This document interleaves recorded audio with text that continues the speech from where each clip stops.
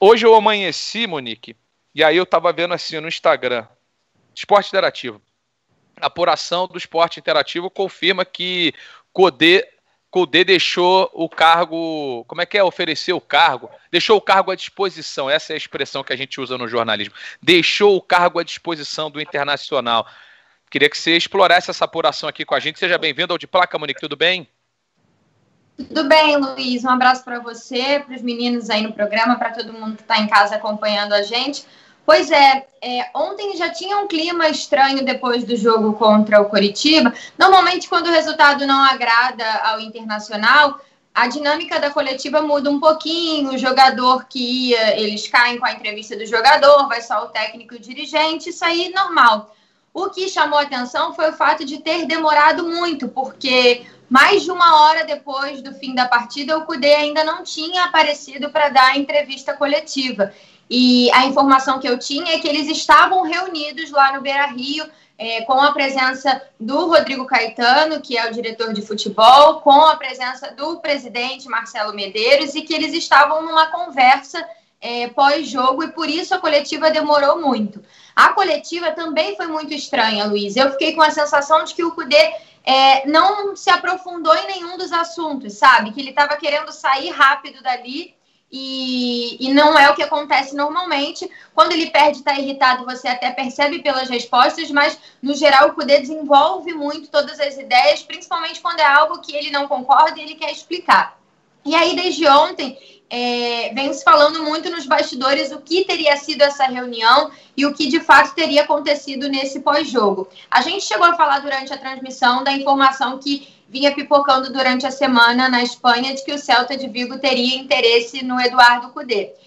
Conversando com pessoas do clube e pessoas próximas ao treinador, a informação até ontem era que sim, teve uma sondagem em janeiro, mas que até aquele momento do jogo ali que a gente estava falando, não tinha acontecido nenhuma nova investida. Mas, de fato, aconteceu, Luiz. E ontem, nessa reunião do Cudê com a diretoria do Internacional e com o presidente, isso já ficou claro. E tem duas situações acontecendo ao mesmo tempo. Uma que já vem de antes dessa proposta, que é um desgaste muito grande do Eduardo Cudê com a diretoria do clube, né, com quem cuida do departamento de futebol. O Cudê tem deixado isso muito claro nas entrevistas coletivas e isso tem gerado um incômodo nos bastidores também. Ele fala tantas frases repetidas que eu já até decorei e posso reproduzir as frases aqui, que é que temos um elenco curto, às vezes a gente joga como quer, às vezes a gente joga como pode, não há plata, que ele fala muito isso também, não tem dinheiro, então o Cudê tem feito muitos questionamentos em relação ao elenco e a não contratação de reforços que tinham sido prometidos para ele lá atrás. E conforme essa janela de outubro vai se aproximando, né, o fim dessa janela, cada vez mais o Inter reforça a questão de que não tem dinheiro e que vai ser muito difícil acontecer alguma coisa nessa janela. E isso vai deixando o Cudê mais irritado.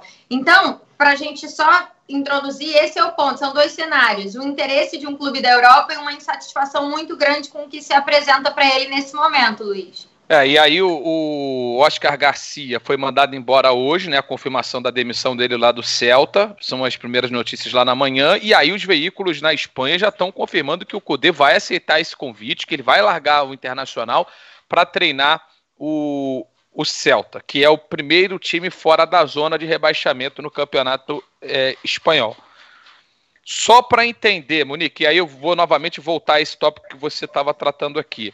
Não era uma situação insustentável, né? Poderia existir ali algum tipo de, acho que é isso, acho que é aquilo, insatisfação, mas a gente não estava falando aqui, ou a gente não está falando de um ambiente insustentável para o Cudê, líder do campeonato lá no Internacional, né? Insustentável não era. Há quem diga que o Cudê nunca teve o respaldo que o Odair teve no ano passado, há quem diga, mas insustentável não era. Os resultados são ótimos, né? E a posição que o Inter se encontra nesse momento também. Existia, sim, um desgaste muito grande de ambiente. Isso ficou muito evidente na coletiva pós-jogo contra o Atlético Goianiense, quando o Cudê fala primeiro e diz que o Maurício ele não vê como um reforço a curto prazo, e logo depois vem a entrevista do Rodrigo Caetano e o Rodrigo rebate isso.